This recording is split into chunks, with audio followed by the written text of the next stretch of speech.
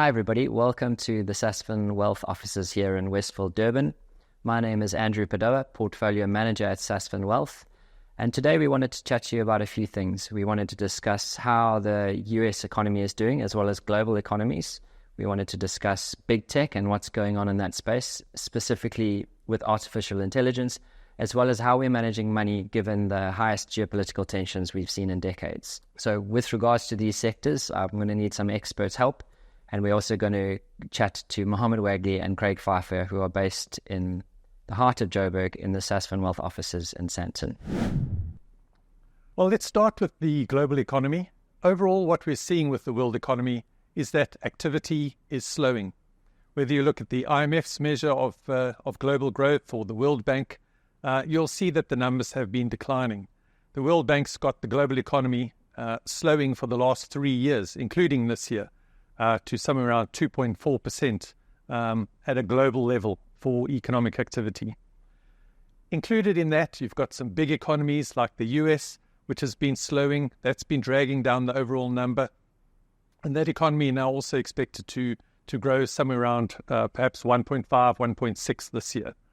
China also, this world's second largest economy, that grew at 5.2% last year. And that's expected to grow something like 4.5% this year, and even a little bit less than that, around 4.2 or so for next year. You can look around the world, a lot of the economies are slowing, and even our own economy perhaps grew somewhere around 0.6, 0.7% last year. We haven't seen the final number yet. That's expected to pick up a little bit, but only to around 1.2 or 1.3. So even domestically, we've got a very low growth environment. And that's expected to prevail even for the next 3 or 4 years at least. So why do we have this slowing global economy? Well, mostly it's because the high and very restrictive monetary policy that's been in place for most of the last 18 months, 2 years. We've seen interest rates across the board in many of the developed economies going up from anything from 450 basis points, that's 4.5%, to 5.5%. Some of them from virtually zero to around 5.5%. Locally, we've also had a good, 4.5, 4.75 increase in our interest rates. So all of that has meant that anybody who's borrowed money has to pay more on their interest payments and to service that debt. That means they've got less disposable income to go out and spend on goods and services. And when you're spending less, the economy turns over slower and slower. So the slowing global economy and local economy has been a function of those higher interest rates. But why did high interest rates need to be in place? Well, that's the inflation story that's been most pervasive over the last couple of years. Just after, we came out of COVID, we had Russia invading Ukraine. We had inflation picking up on the food side quite tremendously. And then the uncertainty in the oil market also saw energy prices rise considerably. Coupled with that and, a lot of the tensions around the globe, trade wasn't as free-flowing. Some of the bits and bobs that go into producing goods were either stuck at sea or couldn't be produced, and that created huge supply chain disruptions as well. And with those supply chain disruptions meant that things couldn't be produced in enough quantities. And with lower quantities and a level of demand, that pushes the prices up. So in essence, we saw US inflation go up to well over 9%. Inflation in the UK went up to over 11. In Europe, it was 10. These are levels of inflation we haven't seen for decades. Domestically, our inflation also went up to over 7%. So that's well outside the 3 to 6% target range. So what's the outlook from here? Now, we've had inflation go up to those higher levels. It's now started to recede over the last year or so. Our inflation, the last reading, still with a 5 big figure, so within the range, but at the upper end of the range. But we've seen inflation in the likes of the US come down to around 3%, 3.1 at the last reading. And generally, inflation has been declining. And And that has then opened the door for interest rates to start to be lowered in time. This is what the market's been looking at now for a long time. We've been looking at every economic indicator from day to day, from week to week, from month to month, just trying to anticipate when interest rates will start coming down, money will be cheaper, and that will support equity markets and bond markets again. That time is going to be this year where we see those rates come lower. The general market expectation is that interest rates in the US will come down by about 100 basis points, and a similar number for the UK and Europe in this coming year. At the moment, the market's still a little skeptical, or let's say central bankers are a little more skeptical about the timing of that first rate cut. They want to be a little bit more cautious, as if they haven't been cautious enough. But that means that those rate cuts are probably going to be in the back end of 2024 rather than the first half of the year. But lower interest rates then are good for bond markets. Lower interest rates mean higher prices. And in the equity market, lower interest rates also mean cheaper cost of funding. And also with inflation lower, their costs are lower. So that should help boost bottom line profits. In the US, for example, we are expecting growth there in earnings of just over 11% on the S&P 500 companies. And that's off the back of revenue growth of somewhere around 5%. So all in all, this looks to be a positive story for this year as interest rates start, let's say, normalizing, becoming less restrictive and moving lower and supporting our markets. And along with some earnings growth picking up, that does augur well for markets. The warning or the downside to that is that, there are these global tensions. They're becoming more and more prevalent. We've still got Russia, Ukraine. We've got US, Iran. We've got China, Taiwan. We've got Israel, Hamas. There's a lot going on and a lot of concerns around stability in the Middle East. We've got around 65 countries or regions in the world that will be going to the polls this year. That is, according to, I think it was The Economist or the like, 49% of the global population will be at the polls this year. So anything can happen in leadership of countries. Even in our own country, we're not sure exactly how things will play out, whether the ANC will still get a majority.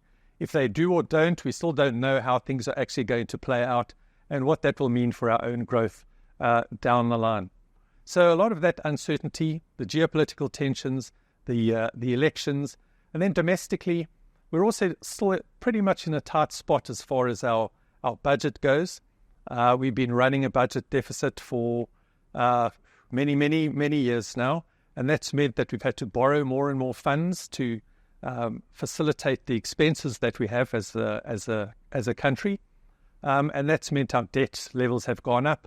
And we've had to spend more and more of the budget, all the money that we get into National Treasury, to service our national debt.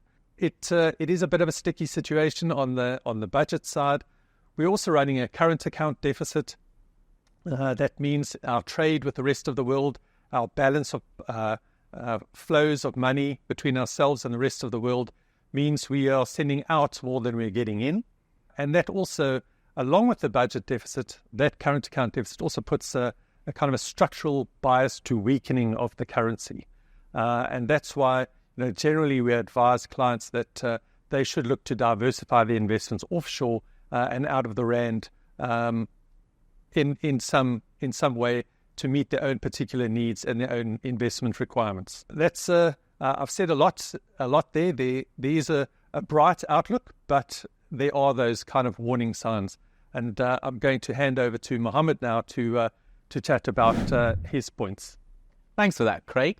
So what I'd like to chat to you guys about is a little bit about what underpinned performance in 2023 and how likely these trends are to continue into the future. So I suppose any discussion in relation to financial market performance in 2023 cannot start without making reference to really what was the big buzzword of AI, artificial intelligence.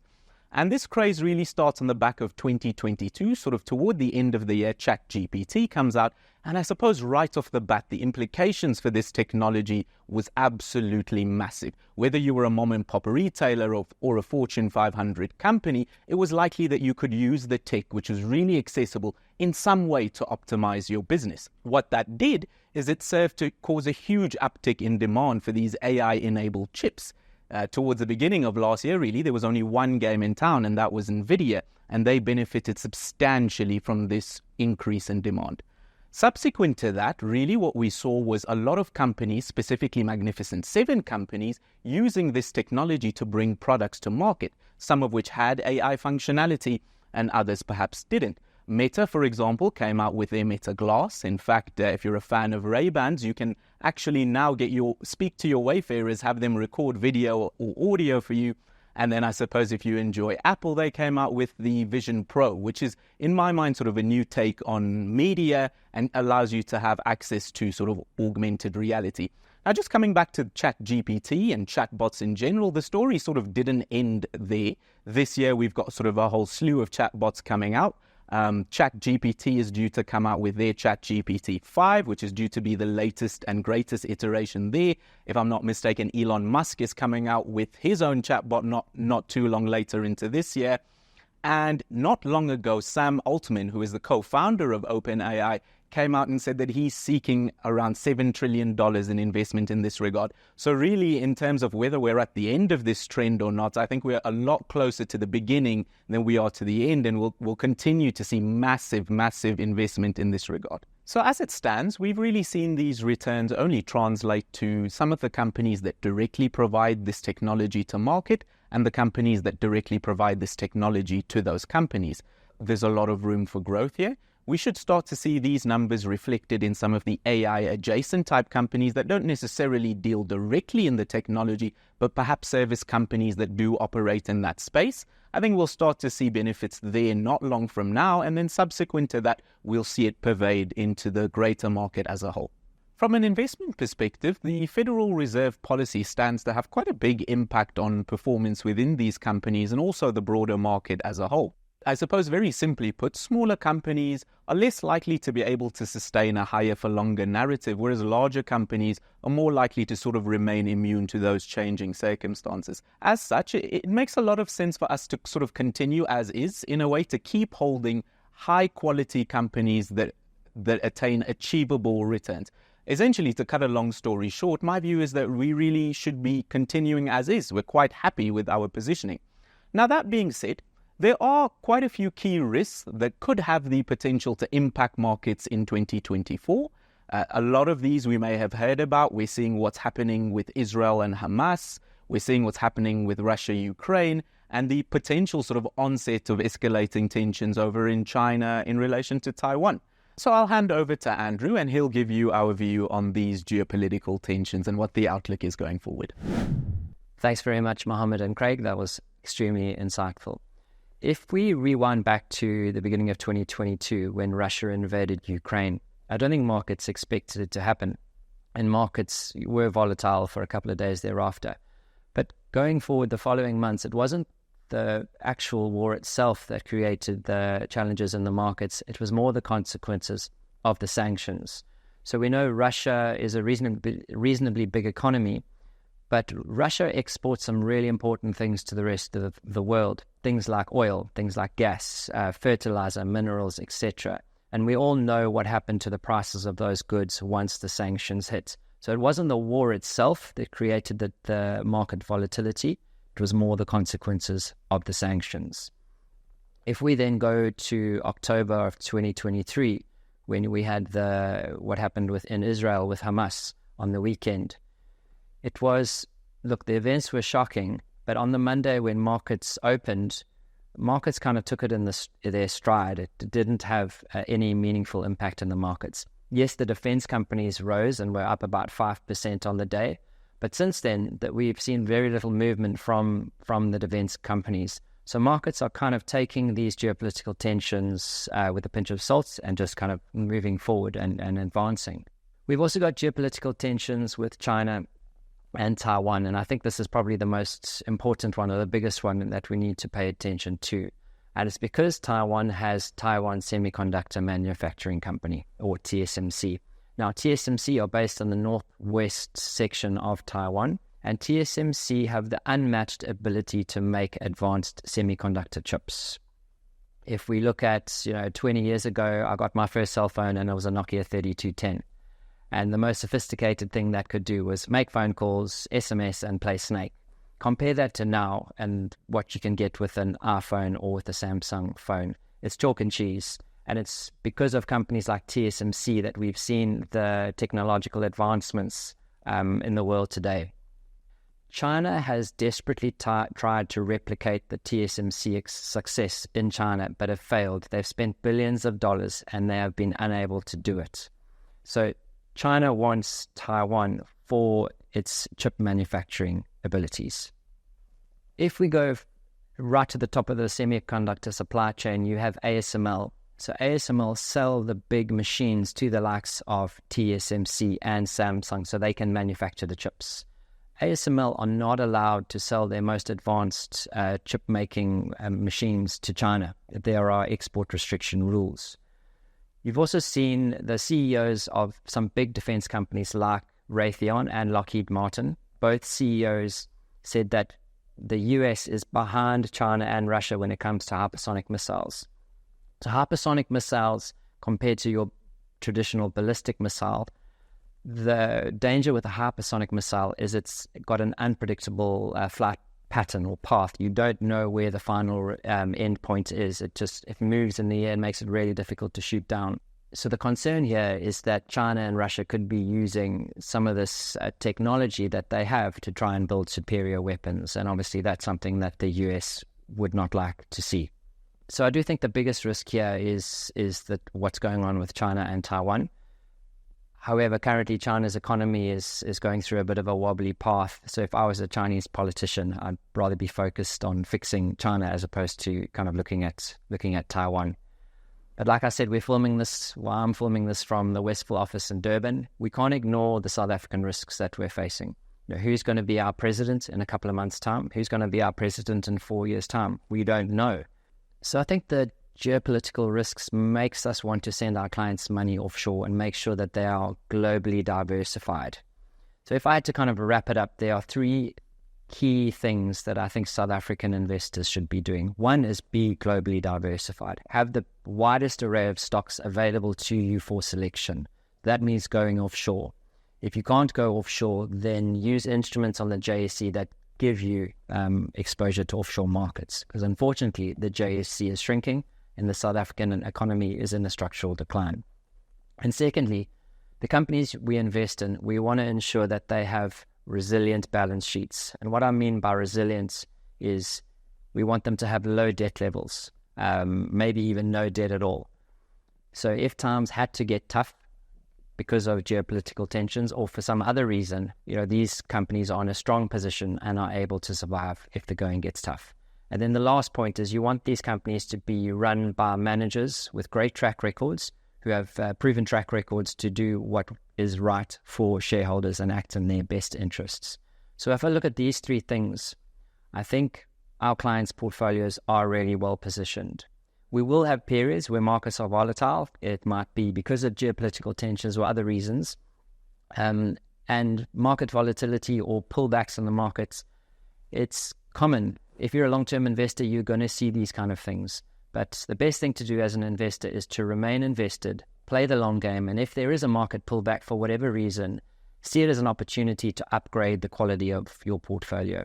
There are some amazing stocks overseas that might just be a little bit too expensive at this point. And if there is a broad market pullback, it's an opportunity to maybe get one or two of those businesses into the portfolio. So remain invested, play the long game, and see any market pullback as an opportunity to upgrade the quality of portfolios. Thanks very much.